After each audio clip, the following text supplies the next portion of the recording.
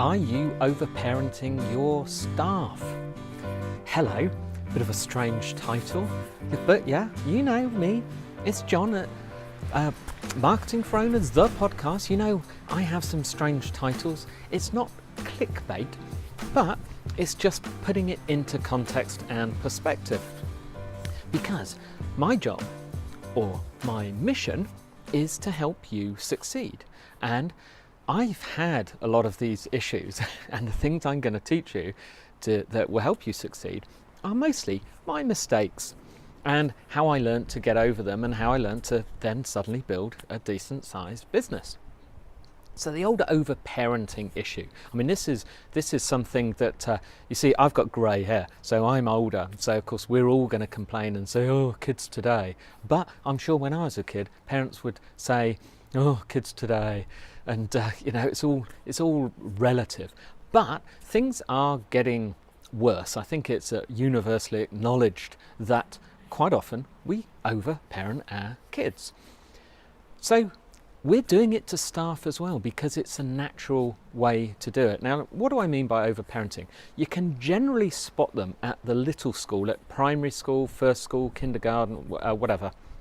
Maybe not kindergarten, that's a bit younger, but the parent that's the one who's carrying the kid's backpack, while all the other kids are carrying their own. That parent is the one that's always in the school afterwards, just popping in just to see the teacher because their child is somehow different to all the others and needs just treating just so because the teacher won't understand and the teacher's hopeless and just doesn't understand my kid. All that kind of stuff. But what happens when you do that is you are... by the way, this isn't a parenting lesson. No one's going to talk to me about a parenting lesson. But what's happening when you're doing that? You're removing their independence. You're stopping them learning. You're stopping them doing things for themselves and actually learning. If you've ever seen a nature program in the wild, when the little lioness, when the big lioness has the little lion cubs, she tries to teach them to look after themselves and then throws them out, off they go, off they're doing their thing. That's how it used to be in the old days. And so nowadays, a lot of these young millennials, whatever they're called, are growing up with a sense of entitlement and they can't do stuff. They can't do laundry, they can't wash up, they can't do anything for themselves because everything has been done, because in our day we didn't have all these opportunities, so we've got to give it all to them. And this is the same with staff. So now I'm going to talk about on staff. What happens is you know how to do the task, you know how to do it perfectly, so you micromanage your staff. You show them how to do this, you show them how to do that, you correct it at the end, you say, oh, you've done really well. Let me just finish that off for you. And what you're doing is you're effectively carrying their backpack and you're effectively doing it for them. You're finishing off their homework, their projects, because it's not quite right. You're forgetting on those kids that they're 6 and 7 years old, by the way. It's not going to be a university project quite yet. But with your staff, when you're helping them, when you're finishing it off, you're not allowing them to make mistakes and to learn for themselves. And what you'll have eventually is people will think when they're doing something that they don't need to put any particular effort into it because you are going to criticize and you are going to fix it and you're going to do it the way you want to do it. What they're thinking inside is, why don't you just do it yourself? Now, these people, you've hired them because they impressed you at an interview. They applied for the job that you advertised and they impressed you. You have to accept that they need to learn. They've never worked for you before. They've possibly done the job.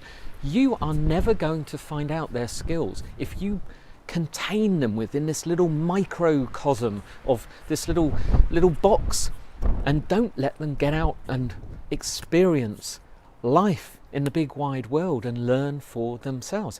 How did you do it?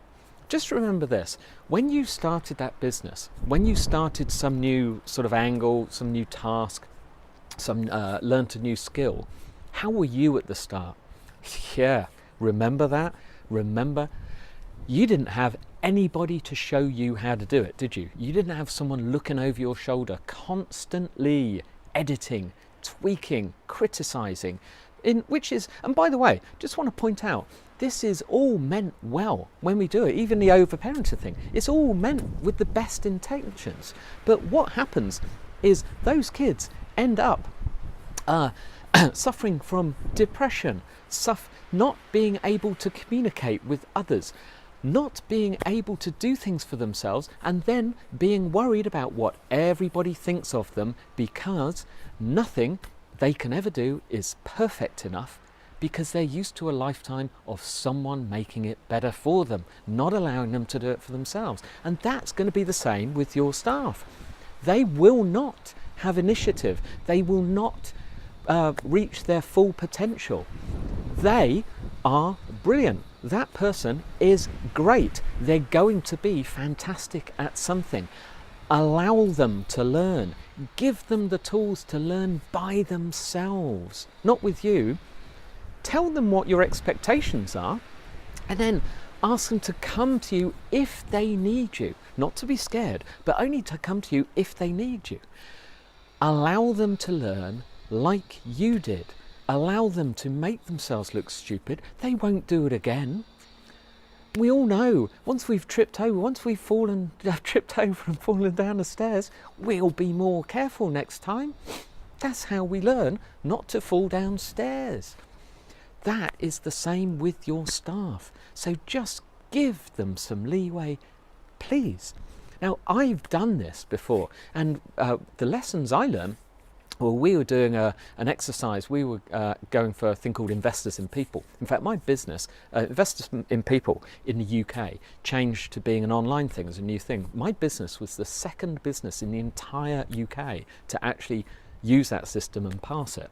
We were quite cool. The one that beat us was actually the pilot company that were testing it, a big multinational billion-dollar company. But we did this. One of the exercises was, because it's trying to show how well you treat your people, how well you train them and invest in them, was asking them about me. And I had to be shown the answers. They're all anonymous, but people generally said, oh, he delegates well, but then he tells us how to do it. And so he's not really delegating it, we're just doing his work for him. And that was a huge, huge lesson. So I've taken hands off as best I can. Sorry Jennifer, sorry Harvey, sorry Carolyn. And everyone else, and everyone at Fire Company, I'm not going to list all them, anyone who I'm still doing that to, I'm trying my best. But it really allowed me to grow. And now I have people who technically in my company can tell me what to do because I've promoted them to be above me, including my general manager. So that's what happens when you let them go. And that's my advice for you today. It is a Monday. It is starting to rain. If you can see raindrops, if you're looking at the video, and by the way, if you've never seen the videos, go to marketingforowners.com/podcast. They're all there on video. But so I'm going to give you your book for the week. And today it's called Get a Grip. Nothing to do with the subject there. It's by Gino Wickman, who and Mike Paton. It's Paton. I don't think maybe it's Payton, whatever. But Gino wrote Rocket Fuel, one of the best books I've read all year. But this book is about his entrepreneurial operating system. It is how to, as an entrepreneur, how to get a grip on your business, turn things around, and how to get control of everything, and how to systemize, how to have a system to building your business. It is excellent. I strongly recommend it. Any small business owner should be reading books like this, The E-Myth, Built to Sell. So Get a Grip, Gino Wickman, Mike Paton. You'll love it. I'll be back for you tomorrow.